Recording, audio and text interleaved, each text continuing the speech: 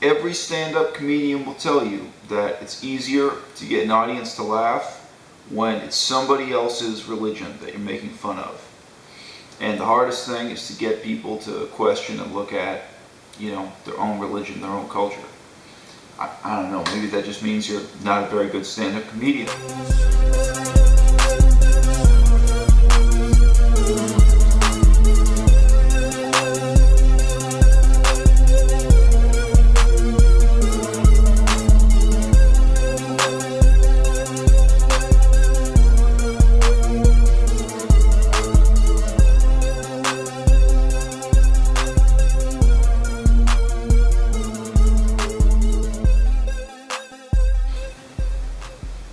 Whenever we're talking about religion, I think it's important to ask, why are some subjects taboo? Why is it that they're not a laughing matter? Why is it there's something we can't talk about casually, critically, incisively? Why is it that people sit up straight in their seats or avoid the issue? Why is it that some issues get into the realm of hysteria, extreme opinions shutting down the discourse? And the whole question of the historical Buddha, it's in that area where you should ask, why is it that people fly off the handle on this issue? Why is it that even sort of respectable academic articles will suddenly start shouting that, somebody is an imperialist, somebody is some kind of thought criminal for even talking in terms of the historical Buddha? Why is that so loaded? And shift the frame of reference to one of the most influential religions in the history of the world that today nobody believes in. What about the cult of Hercules? Hercules, a name you probably know as Hercules. Seen cartoons made out of the guy. You may have seen a vase in a museum. You have thousands and thousands of artifacts of Hercules, hundreds of stories, myths, legends.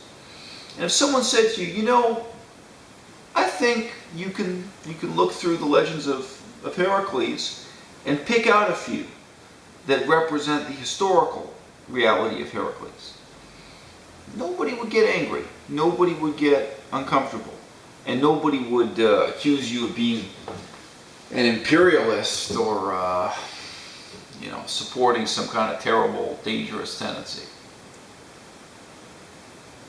But if you did that, all you'd be doing is making a selection. You would be sitting there as a modern reader, looking at the myths presented to you, looking at the archaeological remains, saying, these are the ones that appeal to me. These are my preference. These are my choice. So you're not uncovering something new. If you compare a myth to a myth, the result is a myth. You can engage in comparative mythology, but all that you're discovering is your own preference, is your own selection. You're not producing new evidence. Now, with that being said, if you read ancient sources on Hercules, they were already interested in this possibility. Already in Herodotus, you see Herodotus discussing that there's a more theological Hercules, a figure of myth and legend, but that there's also an historical reality of a guy who was a king and a warrior and who was a real human being. And, some questions about how we can separate the two, or what stories are theological and what really reflect that reality, the ultimate historical origins of the myths of Hercules. If you read Aristotle, there's a moment where he discusses the fact that in ancient Greece, the disease epilepsy was named after Hercules. People called it Hercules disease, the same way that today we have different diseases named after famous people who happen to have the disease, like Lou Gehrig's disease. And for sure, there's a feeling that you're not treading on familiar ground of mythology anymore. It's a feeling that there's a human reality, an historical reality, leaping off the page at you there. And you realize that, if there was a big, strong guy named Hercules, probably not superhuman or supernatural, But if there was a big, dangerous guy, and he had epilepsy, then you imagine how memorable that would be and how terrifying that would have been for everybody who knew him, maybe for everyone in his kingdom. Whenever he had a seizure, whenever he had an epileptic fit, that all the people around him, had to stand back or had to try to restrain him. So it's natural for people to want to make that selection, for people to look at mythology and say, yeah, I choose this as historical reality. But what you can't lose sight of is that what you're doing is just an act of selection. You're just revealing your own bias as a modern reader, as a modern interpreter. And the ancient sources like Herodotus, that were looking back at even earlier sources, they were engaged in the same thing. They were saying from their own perspective in time, okay, this is what I feel is historically real. This is what resonates with me. This is what speaks to me. And with the idée fixe of the historical Buddha, the real problem is we don't deal with just one round of selection. Scholars get into a cycle, and it's like the children's game Broken Telephone, where first they select some group of texts, some set of ideas as definitively historical, and then they get into both manufacturing new evidence out of it, and even worse, suppressing other evidence. Get into proposing, okay, let's pretend this evidence doesn't exist, and let's pretend some other evidence does. That's a little more complex how scholars manage to do that.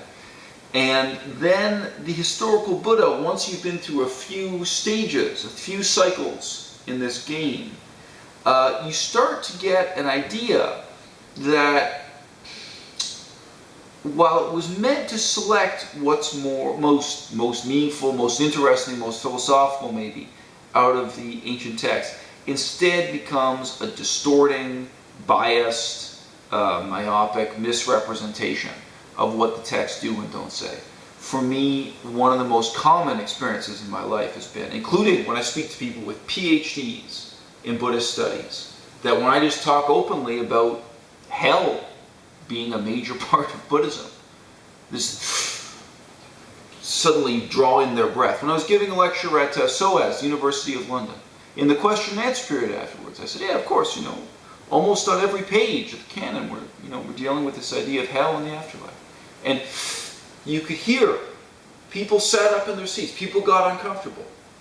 And that crowd, there were probably more Burmese people in the crowd than any other ethnic group. We had, white people, but also, different Asian scholars and students of Buddhism there.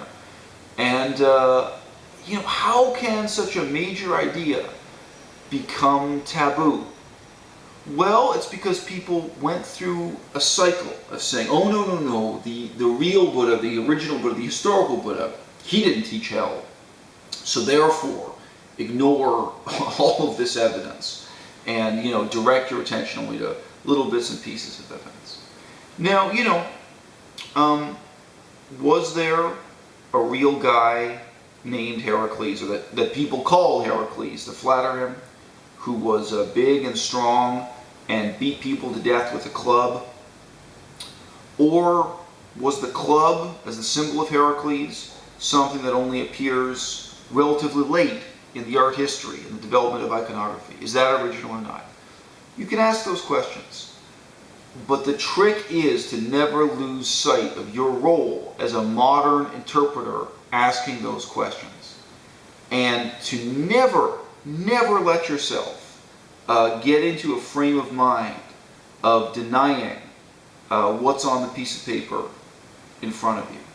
To never be the person who takes on the role of imposing modern values and modern expectations onto ancient texts.